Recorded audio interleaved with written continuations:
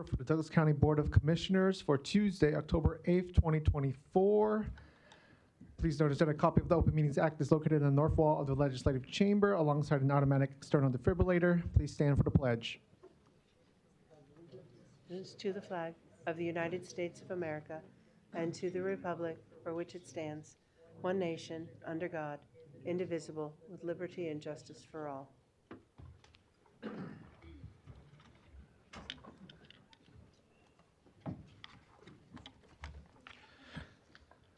First item of business is our Board of Equalization. Roll call, please. Commissioner Borgeson, Commissioner Boyle, Commissioner Kavanaugh, Commissioner Friend, Commissioner Morgan is absent, Commissioner Rogers, Mr. Chair. Here. First, we have items A and B. A being the approval of the minutes of the Board of Equalization meeting held Tuesday, October 1st, 2024, and B being a call for a meeting and set Tuesday, October 15th, 2024 as date of hearing on certified assessment corrections reflecting the addition of omitted property to the tax rolls or increased value on property. Do I have a motion and a second? Motion by Rogers, second by Friend. Please vote.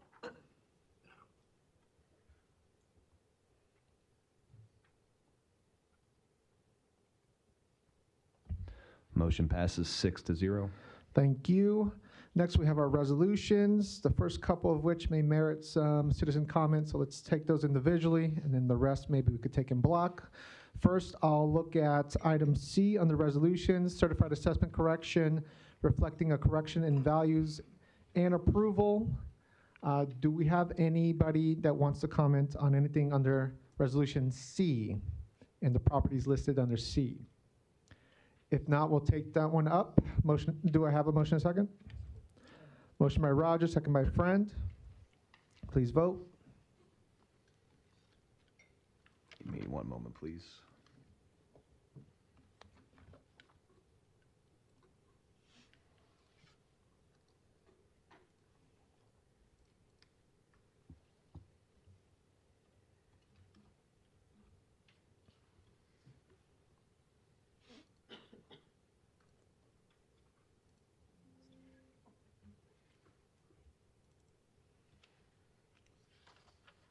And I'm sorry, Commissioner, Mr. Chair, can you repeat the motion in a second for me? Motion by Rogers, second by Friend. Thank you. For C. Okay, thank you. Mm-hmm.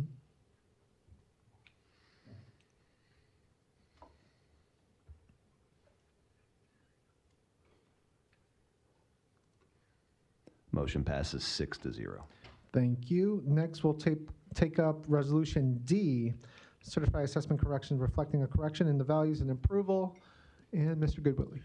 Commissioners, Mike Goodwillie, Douglas County Assessor, Register of Deeds Office. There are two items here that I think there will be people that wish to address. Let's start with the first one, 24241, Iglesia del Dios Viva Columna. This is a church on 565 South 24th. And these folks filed their exemption application late. Now, there's a window between January 1 and June 30 where you can file late, but your late filing needs to be accompanied by a request to waive the filing deadline.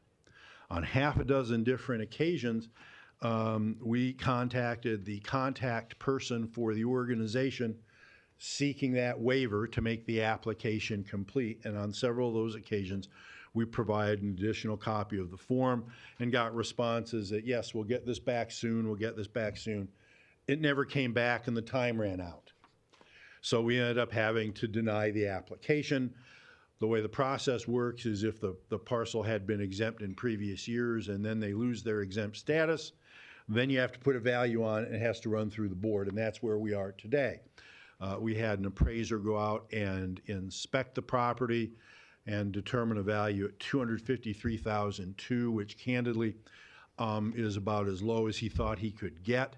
But I know somebody from the organization would like to address this issue, so I will stand aside and invite Pastor Jose. Now's your chance. I'll get you next. Good morning, Board of the City of Omaha. I'm Pastor Jose from the church Iglesia del Dios Vivo, Columna y Apoyo a la Verdad, La Luz del Mundo.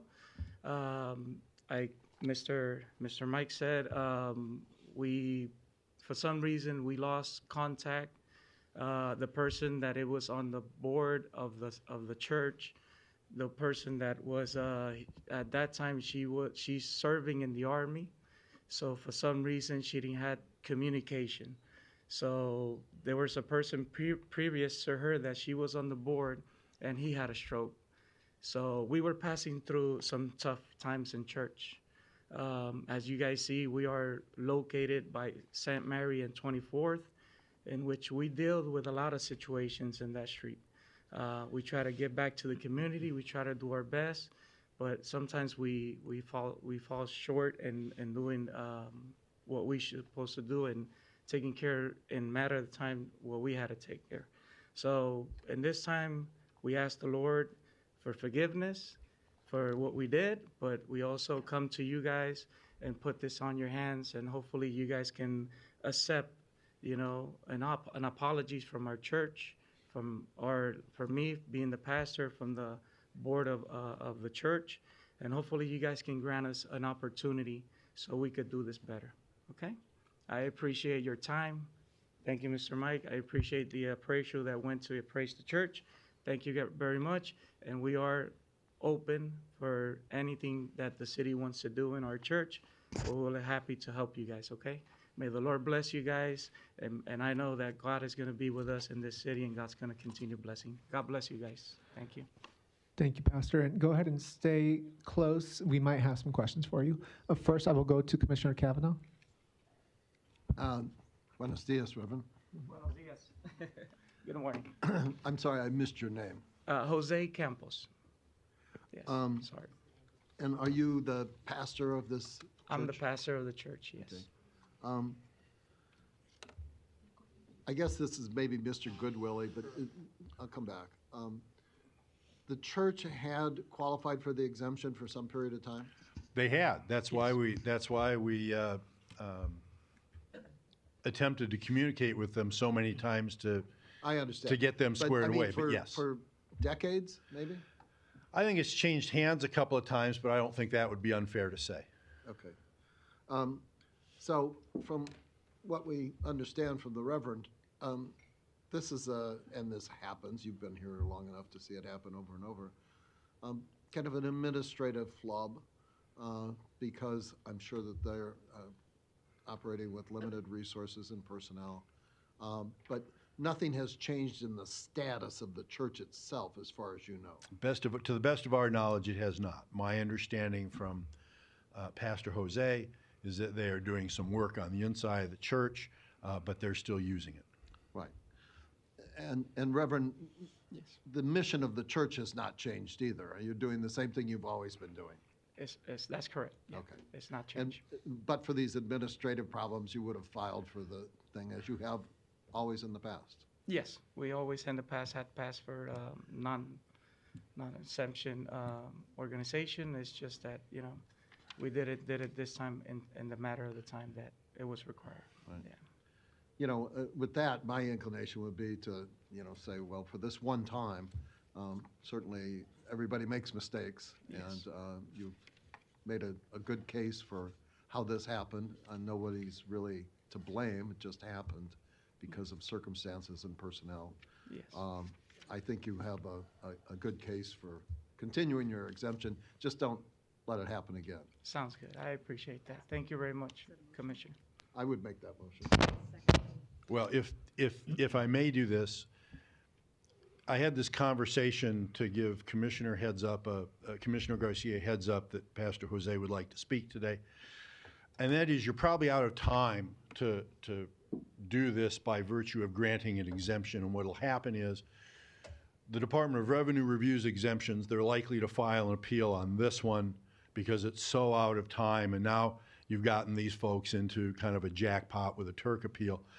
If it were me, my suggestion might be to set the value at some sort of minimal amount that doesn't put it on the radar screen in that fashion. Do you have an amount in mind? I don't. Would a nominal amount of $100 work? I'm not going to argue very hard against that. Could we amend it to make it $100? Seconders okay with that? All right. Thank you. Thank you. We have a motion to put a nominal amount of a $100 assessment on the church, considering the circumstance of the missed application. And then, Mr. Goodwillie, then for the coming year, they could apply to regain that exemption. Is that correct? Absolutely. In fact, exemption season is coming right up. We will be sending out a letter to people that we have in our system saying, hey, guess what, guys? It's time to file. We usually send that out the early part of November. To be on time, you got to file the 31st. For 25, you got to file on or before December 31st of 2024. So yes, Got it, thank you. please file on time. I will. We do have a motion and a second on the table. Commissioner Borgerson? Oh, you good? Okay, very good. Any questions or comments on the motion on the table to provide a nominal assessment of $100 for this year,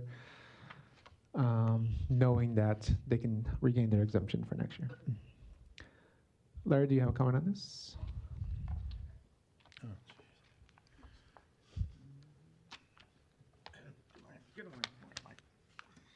Larry Storr, 5015 Lafayette Avenue, Omaha, Nebraska, 68132. This is a wonderful opportunity for me today because there are some people in the audience that are studying civics. But it was 1 year ago yesterday that I stood here to protest the tax exemption for an Islamic center. As far as I know, from all my reading and a lot of my friends and things Islamic centers are anti-American, they're anti-Jew. Larry, that's not the topic at the moment. We're talking about Well, this no, church. wait a minute. Excuse me. So Don't keep it interrupt germane me. to the church. This is my, Keep it germane to the church. if you're rejecting this man's, Well, I'm not going to let you talk anti-Islam hate at this meeting. If you want to talk about Iglesia de Dios Vivo at the address specified and keep it germane to that, then you can speak. Sit down. these young people here are watching you deny something for this church. We're not denying Give it it. to an Islamic center? I Sit think down. that's probably in the face of a lot of those young people standing behind Equivalent, Thank you. if we had a similar situation with a mosque, I'm sure we would do the same, given the circumstance of the misfiling. So I disagree with that assessment as well. Any other comments or questions on this topic? If not, we have a motion and a second, and we'll go ahead and vote.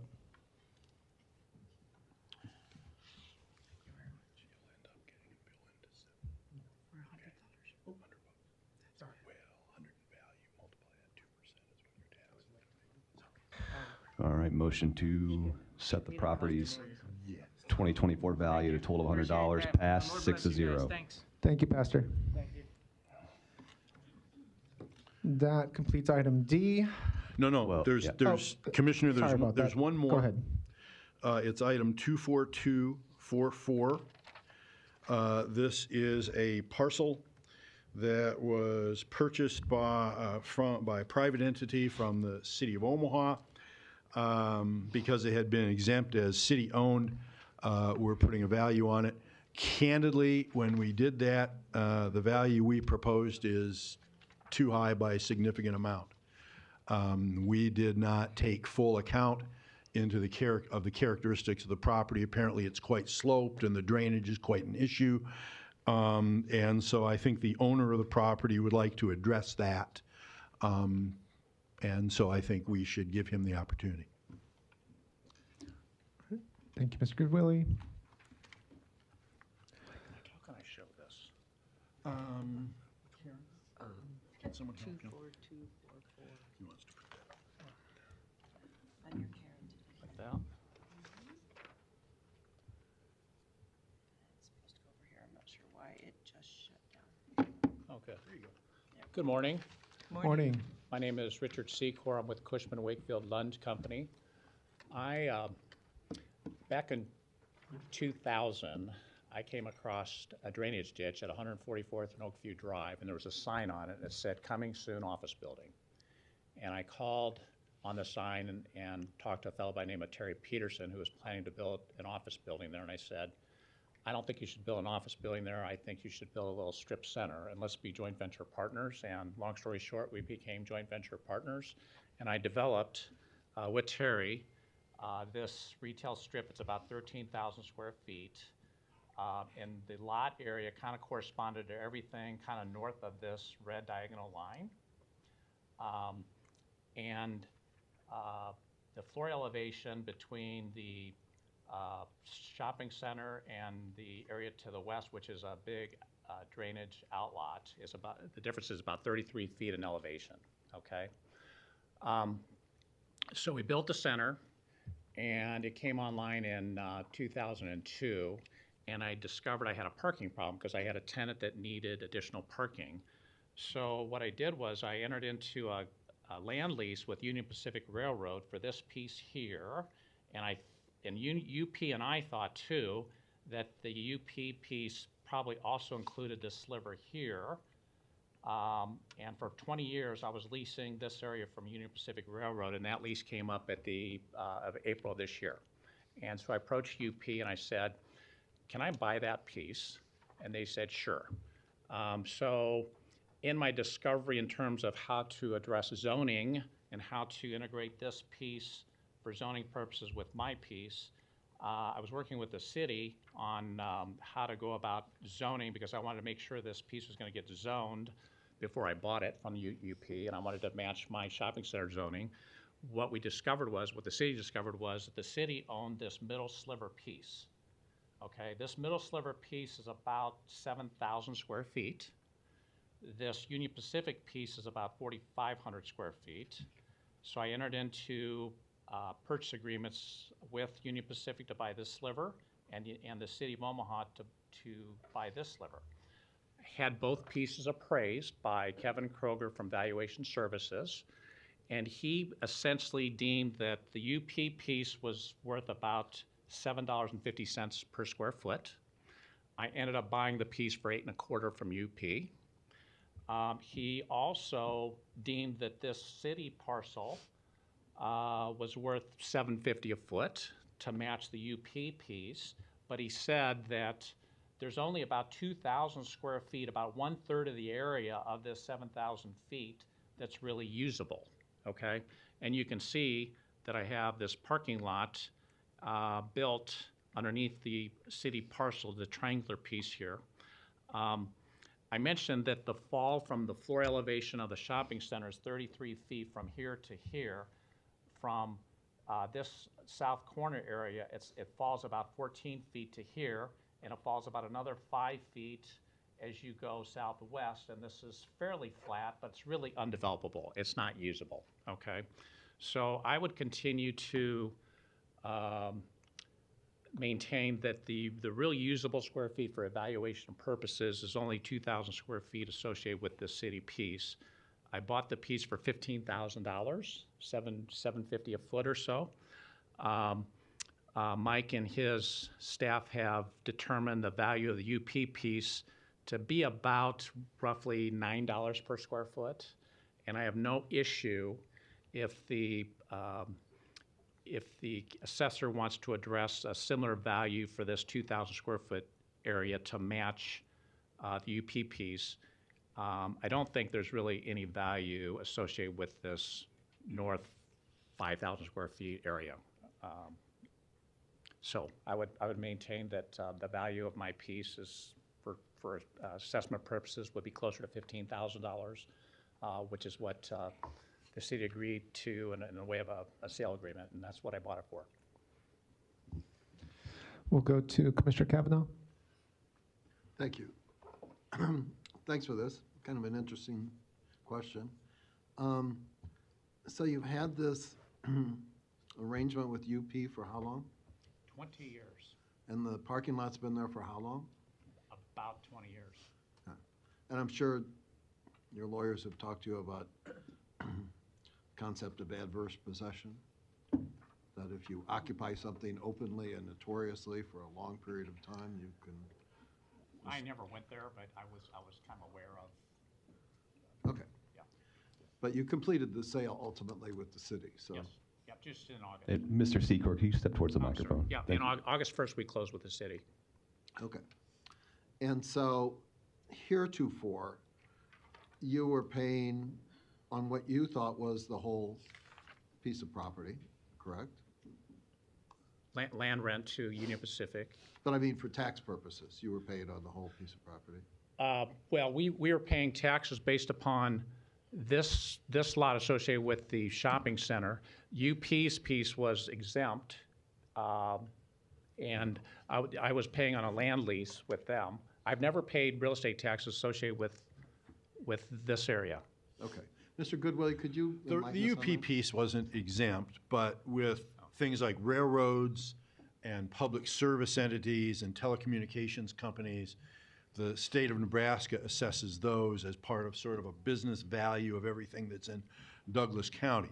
So when UP gets assessed, it's in there. It's not broken out specifically, but their assets are all part of that. So yes, there were taxes being paid on the parcel by UP, but it wasn't the way taxes get broken out for your house or my house or Mr. Secor's. Sure, but for assessment purposes, I mean, it sounds like nobody was really aware of this Omaha sliver. No, if it's the city of Omaha, well, that would have been, yeah, that probably would have been exempt as city-owned anyway. So what you had was property that either was centrally assessed and not assessed locally in the normal fashion, or it would have been exempt as governmentally owned.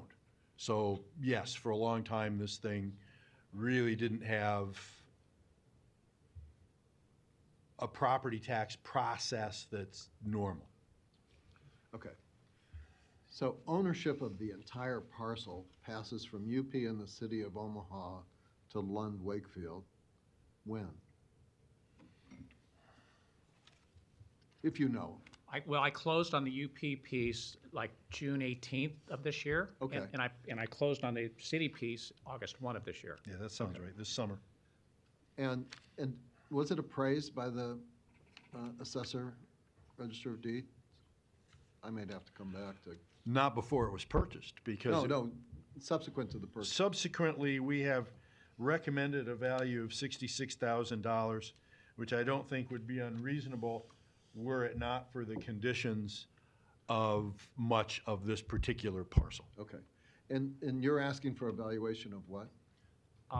Closer to $15,000, which is a similar price I paid for the Union Pacific piece on a pro rata basis. So I paid eight and a quarter a foot for the UP piece, which is about $37,000. I paid $750 a foot for the city piece, Which is which was the appraised value, Which was totals to what? $15,000. So 37 and 15, 50-some thousand. Yeah, for both parcels, roughly $52,000, something like that. And they're saying 60, I mean, would the purchase value be accurate? He's saying $66,000 just for this. Oh, just for the sliver, one piece? yeah. Not for the whole thing? And had that. Milford, start a second Yeah, round. I'm sorry. You're fine. Sure. We can start a second round for Commissioner Kavanaugh. Just, I think where we erred is in treating that green portion that runs to the left from the edge of the parking lot as something that had the sort of development potential that would merit that sort of value. As an aside, Mr. Secor was saying he thought $9 a square foot might not be unreasonable for the usable portion, times 2,000 square feet is $18,000. Okay. So based on that, would you have a ballpark of an adjustment? I suppose anywhere between 15.3 and 18 is in the ballpark, because 15.3 is actually the amount that is on the real estate transfer statement. And would that be reasonable? Yeah, I'm good with that, and that would be very consistent with what Mike's opinion of value is for this parcel, because I think you said it was around $42,000, which is about $9 a foot. I think that's what we had it at, yeah. Yeah, so I think it would be consistent. Okay. I guess if there's a consensus on that, then maybe that would be a motion I'd make. Can you restate the amount for me, Commissioner Kavanaugh? Mr. Goodwillie, you're saying 15? No. The purchase price was 15.3. Okay. $9 a square foot, which is consistent with that lower parcel. Yeah. Times the 2,000 usable square feet is $18,000. 18,000. Motion set at 18,000. Yes. Is there a second to that motion? Second. Second by Commissioner Boyle. Questions or comments on this motion? If not, we'll vote. Thank you very much.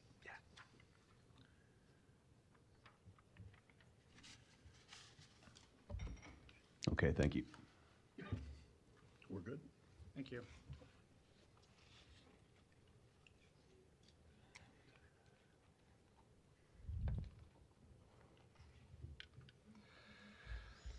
Motion passes 6-0, and Mr. Chair, we do need to take up the other items on D. On as D, well. yep. So the remaining items on D, is there any questions or comments on the remaining items on D? If not, we'll vote for the remainder of D. Motion approved by Rogers. Second by Mike, or excuse me, by Friend. And then we'll vote.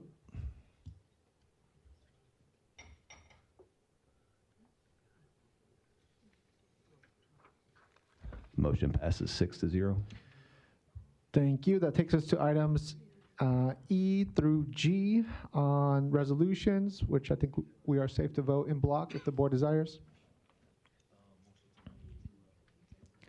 Through G, you mean? Yep. Motion to take E through G by Rogers.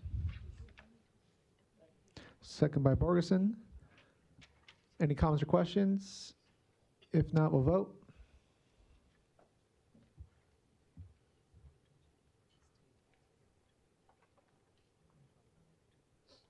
Motion passes 6-0.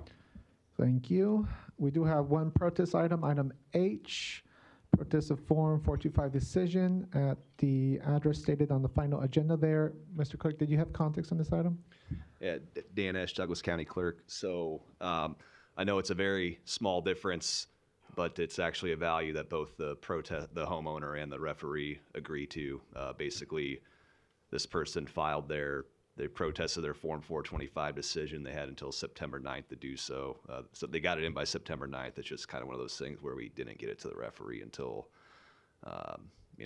early last week, late the week before. And this homeowner basically just submitted documentation showing that they had about $2,600 more in damage than originally submitted. So they were just asking for a slight adjustment down to the I didn't bring my paperwork in front of me, but yeah, 334, 600, I believe it is. So anyway, small difference, but it is one that both it is one the homeowner asked for and the referee agreed to. So just wanted to give some clarification on that.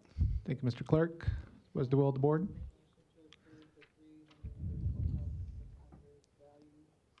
Property and adjourn. Motion to approve the recommended value of 334,600 and also to adjourn, second by Boyle. Questions or comments on this item? If not, we'll vote.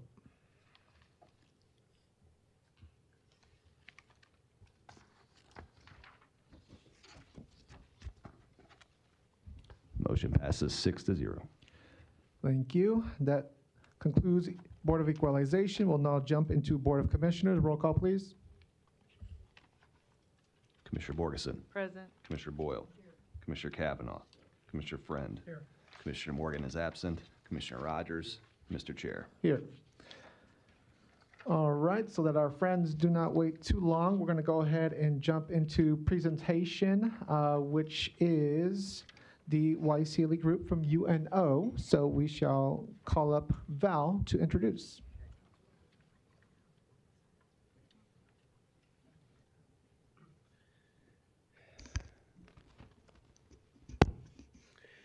Val McPherson, 6415 Glenwood Road, Omaha, Nebraska. Good morning, Commissioners. Morning. It is once again my pleasure to present a delegation of young leaders from Southeast Asia, 11 different countries, the 10 ASEAN countries plus Timor-Leste. As some of you know, I have been bringing a YCLE group to you now. This is the 10th year.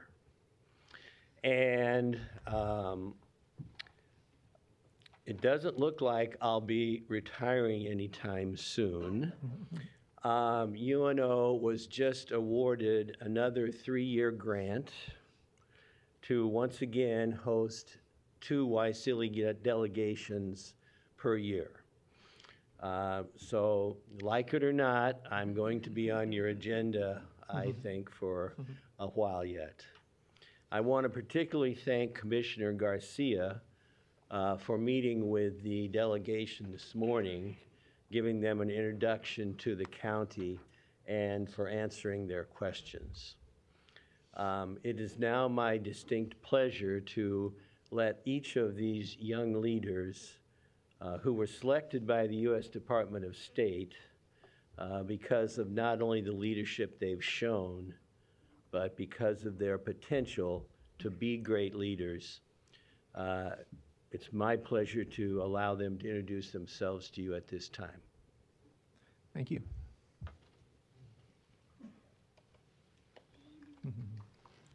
Good morning, ladies and gentlemen. I'm a fellow from Laos, Miss Namphon Manvilai. I'm really proud and love to create youth-led activity to support our youth in our society to make something that effective for our community, and let's support them to fight to achieve their potential, because no one will never ever know our limit, our potential until we try. I believe that the youth in today will be the adult in the future. Thank you. Thank you. Welcome. Hi, good morning, Board of Commissioners. My name is Thidajan Kamanijan. I'm also from Laos. I have been working with local government for 3 years. My office is Provincial Foreign Affairs Office. So what interests me that bring me here is first of all, I'm the first one from the family who can come to the United States, and that's very honored to be here. And I want to learn from the land of democracy on how they do for themselves and they give back to the community. So I would learn and utilize what I know here with my community, especially with the youth, because I believe that they are the one who set the futures for themselves. Thank you. Thank you. Hello everyone, mabuhay. I am Sayriz Acaleos from the Philippines. I actually work for a nonprofit where I started an online platform which provides, up until now, free mental health and psychosocial support to thousands of Filipino youth and children already. And I went here, I joined YSILI because I wanted to learn how a community like Omaha is also handling mental health for their children and youth, and hopefully bring back to my country, because currently my work is at a national scale, but I want to lower that to communities, because in the Philippines there's a lot of remote areas that does not have access to internet, but I do believe that they still deserve free mental health services. Thank you so much. Thank you. Welcome. สวัสดีค่ะ Good morning, peace be upon you all. I am Surina Sihawong from Thailand. So, reading activity for children with disability is small things for children that can have a big impact for them. Thank you. Thank you. Welcome. Hello everyone. My name is Muto Aung from Myanmar, formerly known as Burma. One of the proudest moments of my life was I chose to be an educator instead of choosing other profession. Right now, I am a full-time volunteer teacher teaching English and history subjects to those students who do not affiliate with military center education in my country. Yeah. Thank you. Hello from Myanmar. So I am Shondale from Myanmar, and currently I am studying like philosophy, politics, and economics. We call in short and PPE. And also at the same time, I am working at a young researcher, so which is focusing on the relationship between China and our country, Myanmar. And also currently I am doing the research which is focused on young people views on our country. So I would like to learn the youth role in the civil engagement, and also how the system the U.S. government operates. So I would like to bring, and I would like to learn some of the lessons from the United States, and also I would like to bring back to my community. Yeah, thank you. Jesus Demare. Thank you so much. Good morning, everyone. My name is Christelle Allison Tate, and I am from Singapore. Back at home, I am a social work associate with a youth mental health agency. I think the topic of mental health in some Asian countries has not always been widely accepted. It could be stigmatized even.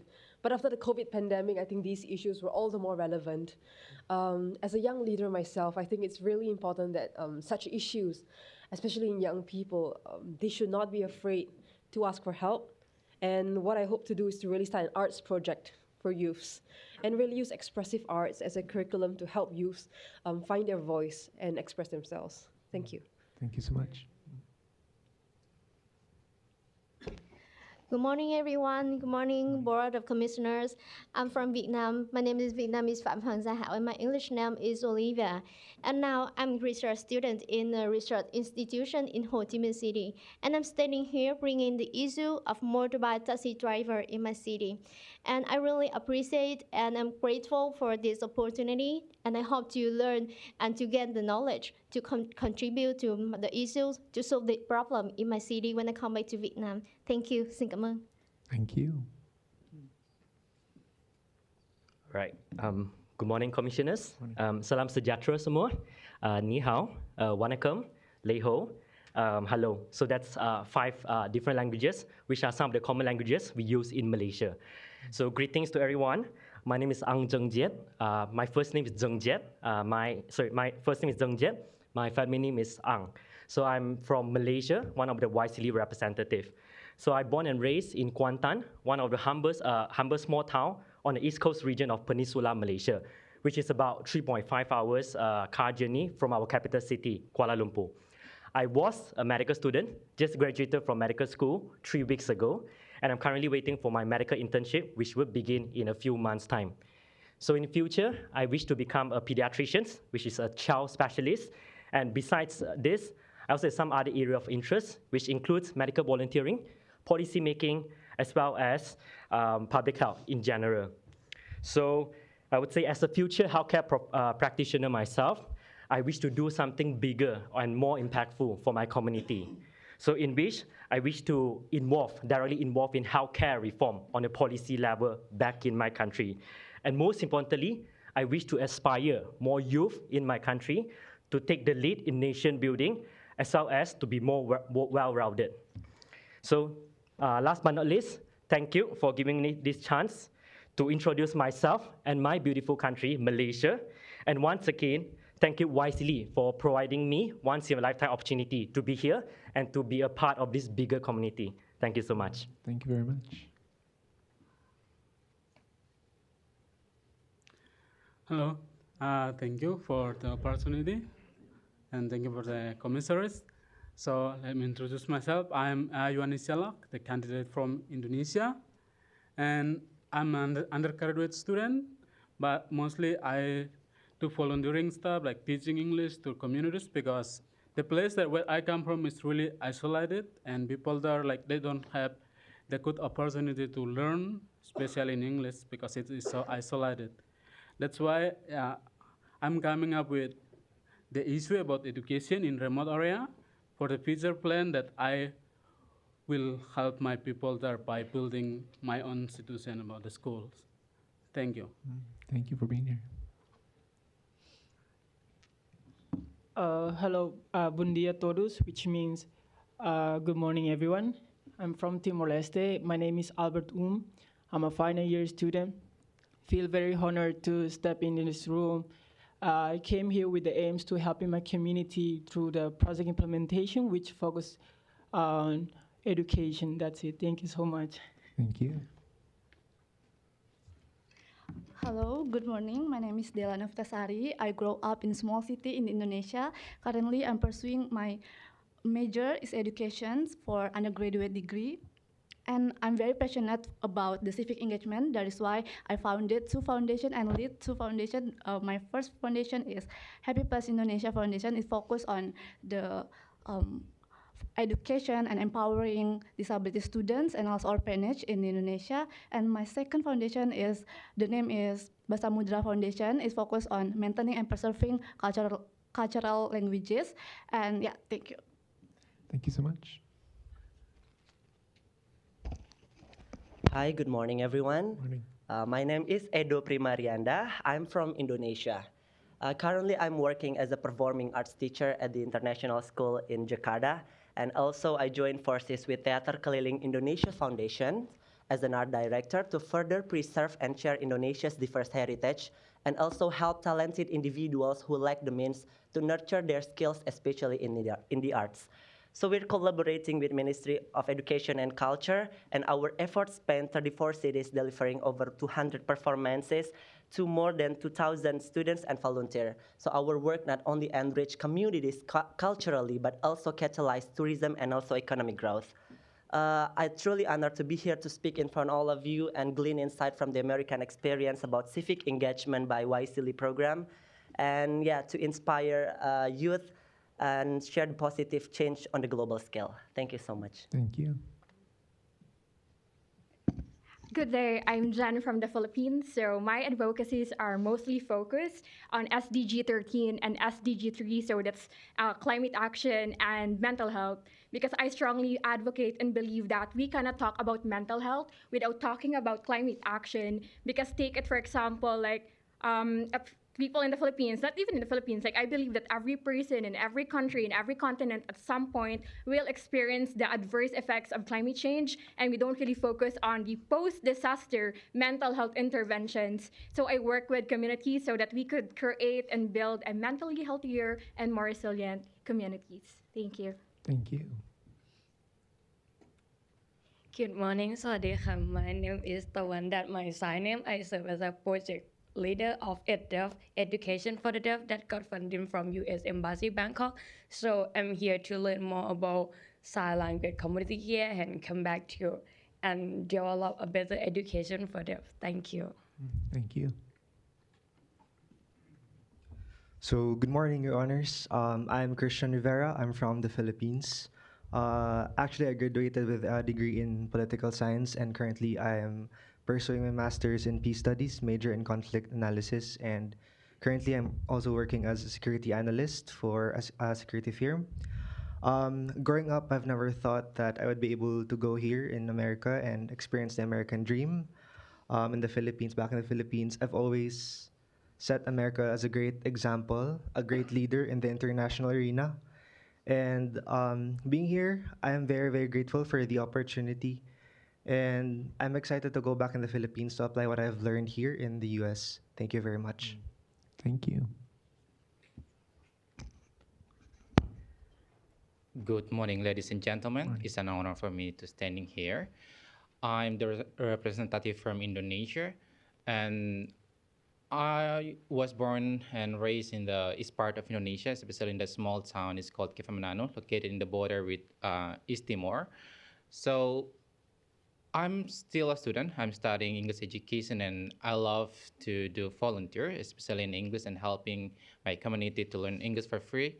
And as Nelson Mandela said, like education is the great weapon to change the world. So that's why I love to contribute in the field of education. Thank you. Thank you.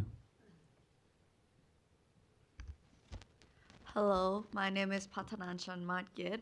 I'm a delegate from Thailand, and I'm currently serve as a product owner for a carbon credit company in Thailand. We are trying hard to implement carbon credits so that we could be able to help farmers and also people to lower the emissions in Thailand. And it's always been my dreams to come to America. It's such an honor to be here. Thank you. Thank you for being here.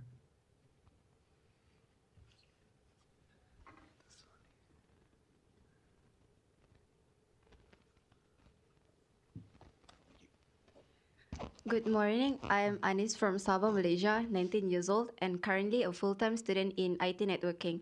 And currently, I'm passionate in SDG number 4, ensuring clean water access in rural school. Thank you. Thank you. Good morning, I'm Ong Yi Song from Malaysia. I'm a PhD student with an interest in helping a community with disability, particularly those with communication disorder. My experience includes helping individuals with autism, and currently I'm focusing on elderly with dementia. Thank you for the opportunity. Thank you. Good morning to you all. My name is Ngọc Gia Hân Nguyễn and I come from Vietnam. I'm currently working as a lecturer at a medical university, and it's a great honor for me to be here to speak to you all in the US. And it's my mission to come here to learn from you all and to come back to my community and to provide kind of sexual education and gender education for the children, especially the minority ones in the Central Highlands of Vietnam. Thank you. Thank you. Good morning, Board of Commissioner. My name is Red Sochat from Cambodia. I grew up in indigenous community, northeastern Cambodia, border to Vietnam. And I just graduated from university 1 month ago in international relations and diplomacy. During my university, I contribute a lot in volunteer to work with NGO to contribute to communities, particularly in youth. And currently, I'm working with Indigenous Association to provide the building capacity and human right, land right, especially to protect and preserve their identity, and at the same time, train on how to develop their culture. Yeah, thank you. Thank you. Good morning and xin chào you all. My name is Nguyễn Phang Chánh Ngôn and I'm from a very beautiful country that is Vietnam. I have a very big passion for education and youth empowerment, and I bring here with a sense of enthusiasm of a youth to you all. And I just want to share you what the most important thing that I always share to my young people in my community, that if your dream don't scare you, they are too small. And it's never too late to start, and like just stop being so fearful, because what you want is on the other side of fear. Thank you. Thank you. May it pleases the Board of Commissioners. Good morning. I am Ahmad from a small country called Brunei. I served the country as a national athlete, whereas I competed and represented the country in some of the competitions. And I am also currently in my 5th and final year of law school with a special interest in criminal and evidence law. Thank you. Thank you. As well as good morning to Board of Commissioner. I'm Sri Lin Chiang from Cambodia. I am a 5th-year medical student in a university in Phnom Penh, Cambodia. And I'm also just graduated 2 years ago from Hubsware Foundation, which is Women Empowerment and Leadership. And currently, I've been a project founder and project coordinator of Hubs of mental health awareness, which I've been doing for 3 years in 2021. Aim to spread awareness of mental health to high school and college students. And I believe that the project will help most of those students to get out of their mental problem, as well as stay mentally stronger and healthier. Thank you. Thank you. Good morning. Hello. My name is Kyla Talavera. I'm actually was born and raised here in Omaha. I attend University of Nebraska at Omaha. I'm an undergraduate in my 3rd year, and I've had the privilege and opportunity to be a student ambassador for these amazing individuals, and I try to help them in any way that I can. So thank you all for allowing us to be here and present ourselves. Thank you for being here.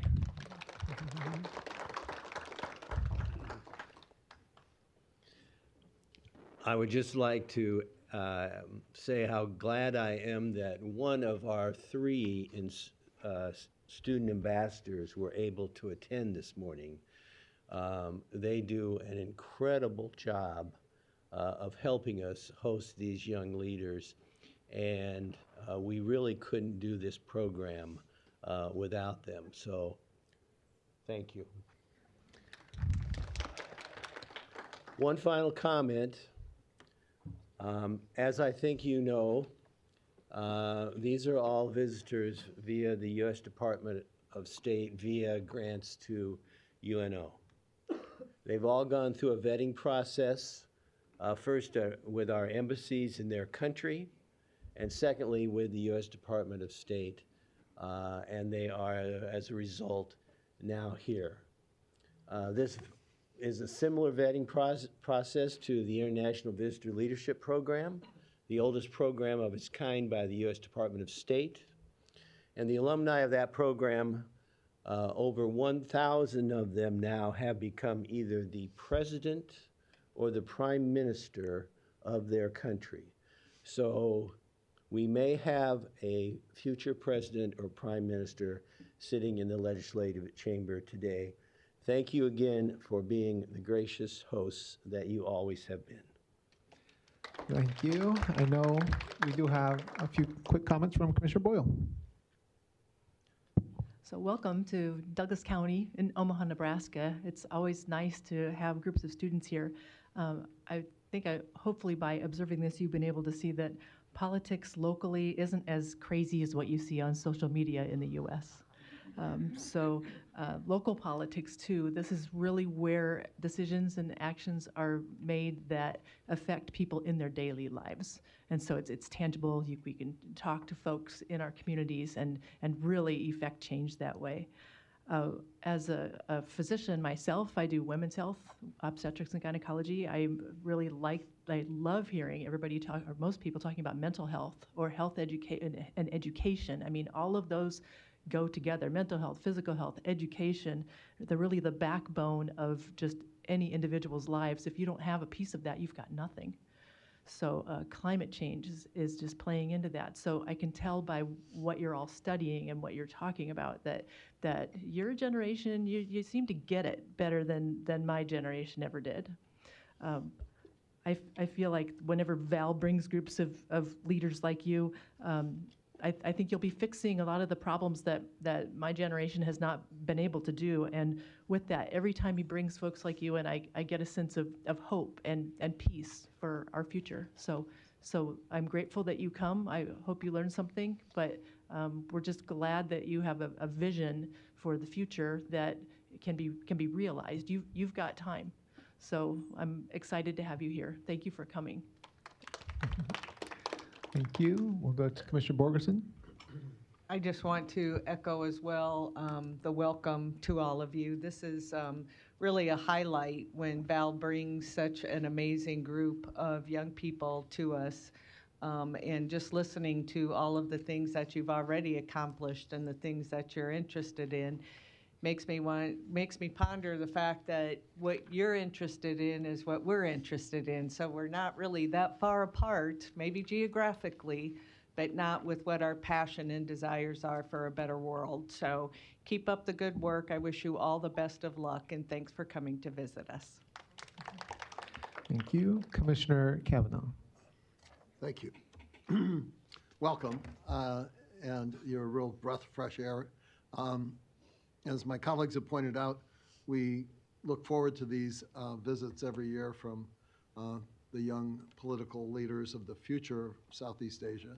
And I'm always curious when Val mentions that we've had before us prime ministers and heads of state. When I look out here, I'm trying to pick out which one of you is going to be filling that job, but I'm sure that some of you will. On our agenda today, and this picks up on several of you mentioned your interest in mental health, is an item, and maybe you can stick around for this, on our consent agenda, dealing with mental health in our youth detention center. So children who are in the criminal justice system, and our local public hospital is being contracted to provide mental and behavioral health services within the Douglas County Youth Center, specifically targeting the clinical and school psychological needs of detained youth. And so this might be of interest to you. We'll have a little discussion about it, but it's collaboration between two local governments, the Douglas County Youth Center and the state of Nebraska's medical center to help the children that some would say are most in need of mental health assistance, particularly with their educational needs. Just because kids happen to be detained doesn't stop their education. And it's important that we have as much support for them so that they can get back in society. You know, we all make mistakes when we're young. Some of us make mistakes when we're old.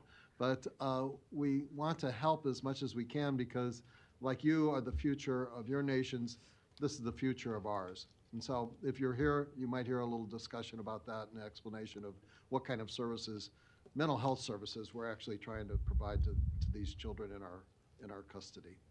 Thanks for coming, and I look forward to seeing somebody here in the future on the media being sworn in as head of state of your respective countries. Thank you very much. Thank you. All right. Again, our thanks to Val, the staff, and all of you young leaders for visiting us today. Thank you so much. Appreciate it. That concludes our presentation section. We'll go back to section 1, minutes and claims. Oh, Val, final words? Excuses, but the mayor's office awaits. So we'll be leaving, but I'll be sure and let them know that this is recorded and they can view what you were discussing later. Thank you good. again. Thank you, Val. Going to section 1, minutes and claims, we have items A and B. A being the approval of minutes of the Board of Commissioners meeting held Tuesday, October 1st, 2024. B being the approval of claims submitted for payment process through Tuesday, October 8th, 2024. Do I have a motion and a second? Motion by Roger, second by Friend. Please vote.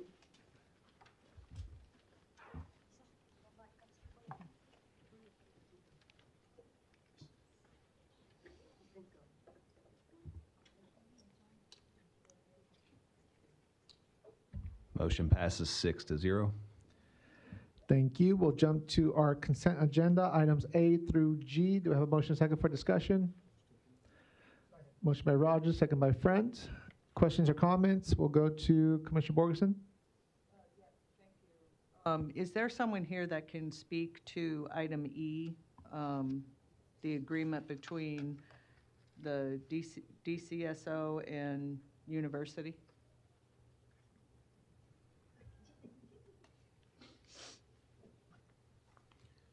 Good morning. Good morning.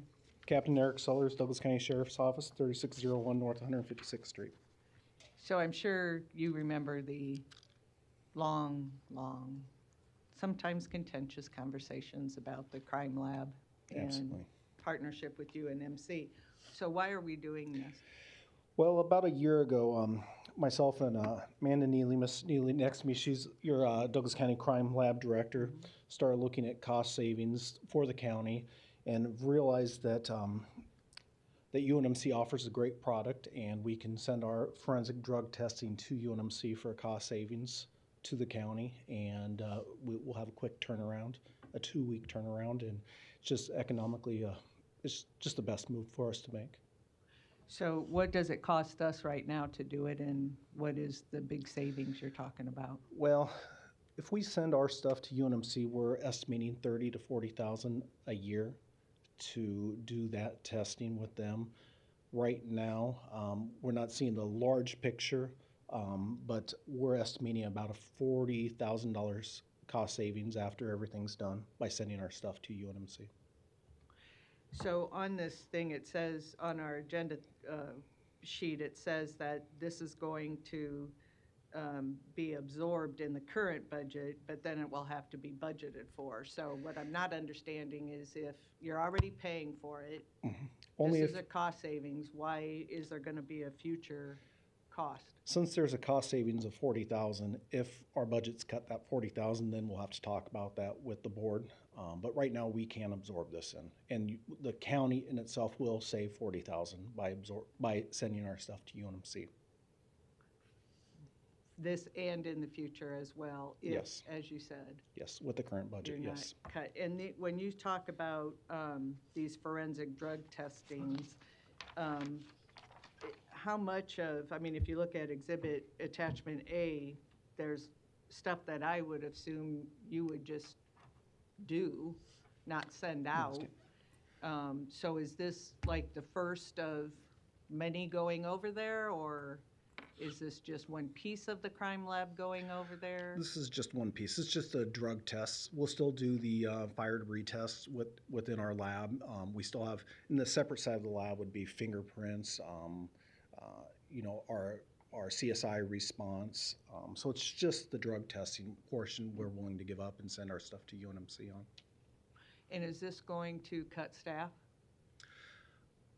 Ultimately, we'll move one chemist over to a CSI 3 and the other to an open position in a quality assurance specialist position.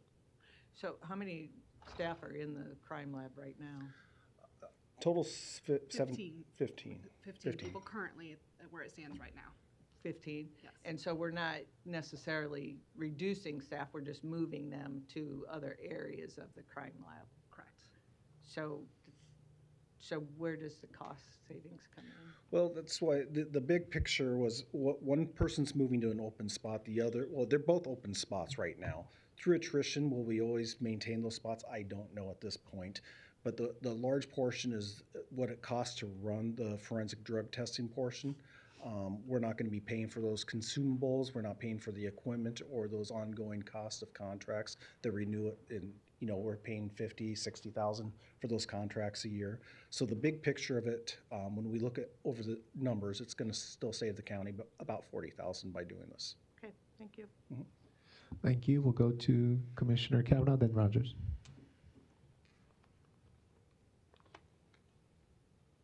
Commissioner Kavanaugh. Oh, I'm sorry. Oh, okay. You're fine. Commissioner Rogers? Thank you, Mr. Chair. I'm just curious, you got a number that It's not on yet. Milford's working on it. There it goes. There we It's go. on. Thank you. So you all got a number that you saying you're gonna be able to absorb this year on this? I mean, or did I miss what the number is gonna Yeah, be? we'll be able to absorb the costs for the items we send to UNMC in our current budget. What are you anticipating that number to be? 30 to 40,000. Okay, all right. Thank you. Thank you. Other questions or comments on this item or any other consent agenda item? I think you're good. Thank you. Anything else on consent agenda? Otherwise, we'll vote on the entire set. All right. Please vote.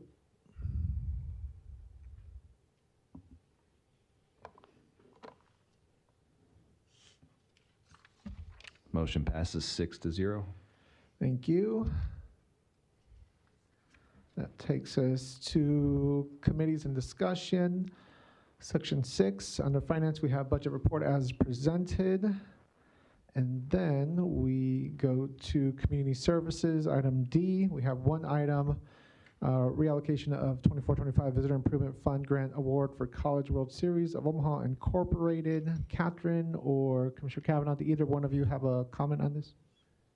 I'll defer to Catherine, then I have some follow-ups on this. Sounds good.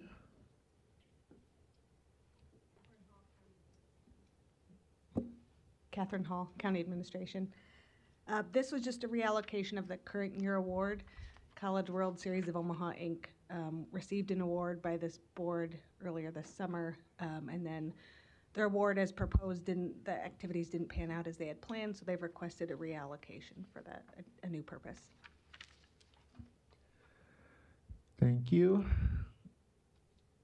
Commissioner Kavanaugh, did you want to add anything? Yes.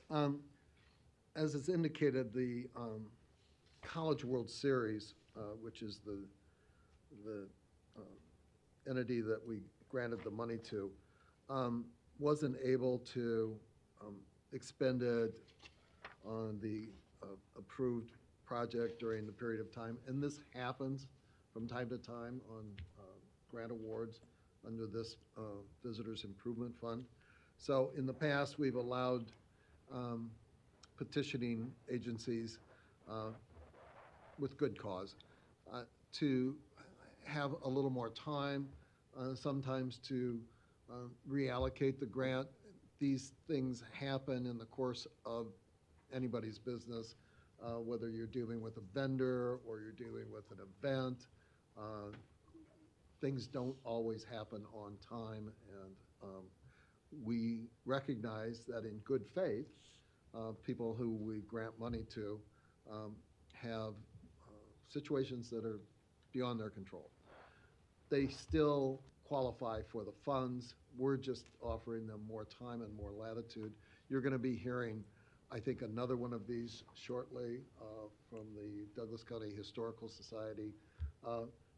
We've had, like I said, occasional incidents like this in the past. There's ample precedent.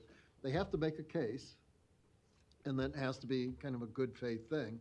But in this case, I mean, College World Series is probably one of our premier visitor attractions, and they do make a compelling case for the reallocation here, so I would move to approve this. Motion to approve. Is there a second? Second by Boyle. Any final discussion or comment? Okay. One abstention is noted. Any final comment or question on this item? Otherwise, we'll vote. Okay, please vote.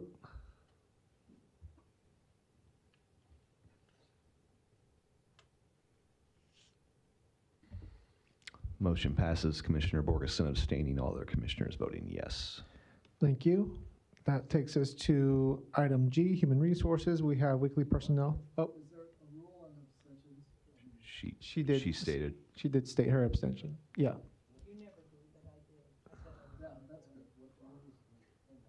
She's on the College World Series board. Yes. Thank you. Human Resources, weekly personnel report from Civil Service as presented. And then we do have one resolution here. Approved medical stop loss proposal renewing coverage with HM Life Insurance Company. Was there any additional comment on this item? Otherwise, what is the will of the board? Motion to approve by Borgeson, second by Rogers. Any final comment? Otherwise, we'll vote.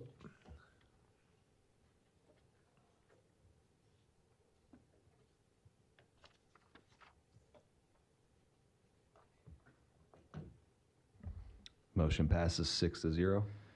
Thank you. We do have a need for executive session today for personnel, litigation, and contract negotiations. Do I have a motion and a second? Motion by Rogers, second by Friend. Please vote.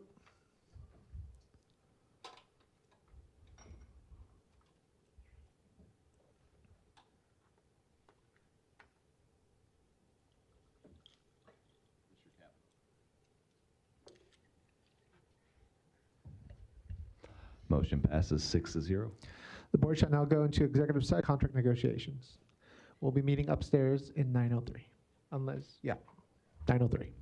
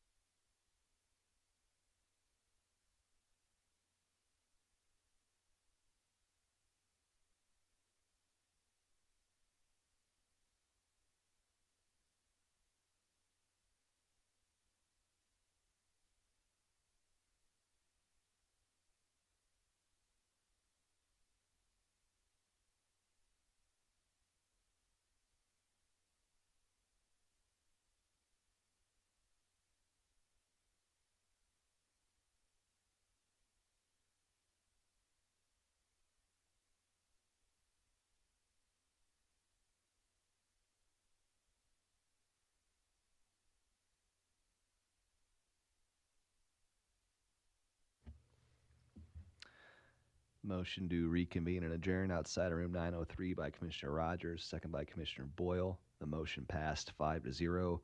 Commissioner Kavanaugh was absent. The meeting adjourned at 11:24 a.m.